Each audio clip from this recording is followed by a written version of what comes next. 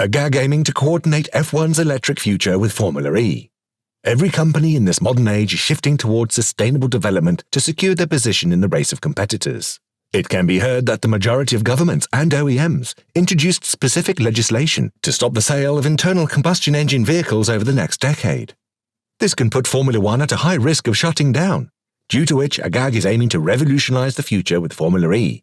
But what is Formulary? Let's find out. Formulary means going electric and reducing carbon emissions to attain environmental excellence. In AGAG's view, F1 has no other option than to go electric, but this opinion is very much his own personal one. Not everyone is convinced, including many at Liberty and the FIA. It is thought that eventually the ultimate performance of active electric cars with full bells and whistles like torque vectoring capabilities will far exceed the internal combustion engine-propelled cars, meaning that the zenith of motorsport F1 will have to quickly follow suit. Unless someone says, no, we'd prefer to go slower and continue with gasoline, then fair enough, AGAG said, somewhat tongue-in-cheek at the event hosted by longtime Formulary partners Julius Baer in Monaco last month. AGAG says that, by developing battery technology in electric cars, we will go faster one day. We could go faster today. The only thing is we would have no energy in the battery. But in terms of propulsion, we could put 4 motors, 1 on each wheel, and go faster than Formula One for 10 minutes. But this will come. The amount of energy that the battery can store will arrive. The battery will be lighter. Already the progression we've had in Formulary through Gen 1, Gen 2, Gen 3 is staggered. This is how I see it. Part of that history is Nico Rosberg, who also spoke at the Julius Baer function and pushed forth his opinion that synthetic e-fuels were a step in the right direction, but perhaps not enough for society and, most importantly, government legislation. I see that Formula One are going with synthetic fuels, which for mobility as such is not going to be the best solution, said 2016 F1 champion Rosberg.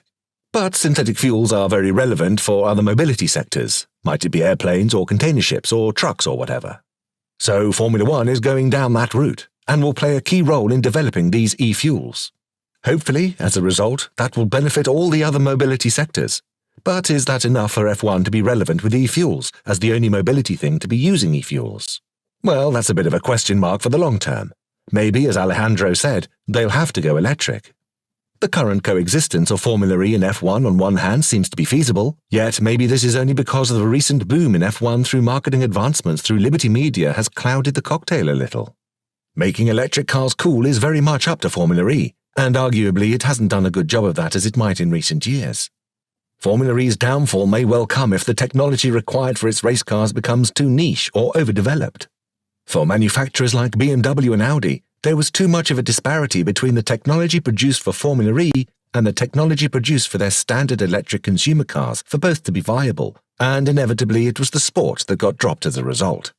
Formulary's continuing success must be founded on a template where participation in the sport actively encourages manufacturers to better their commercial electric divisions and not to abandon its original mission objective of making more sustainable motorsport, which has had positive real-world implications.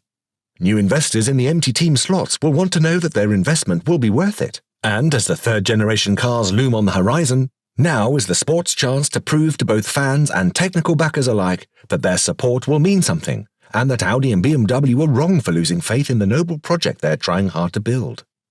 What do you think of this whole situation? Let us know your opinion in the comments. And while you're down there, leave a like and subscribe to our channel, and we will see you in the next video.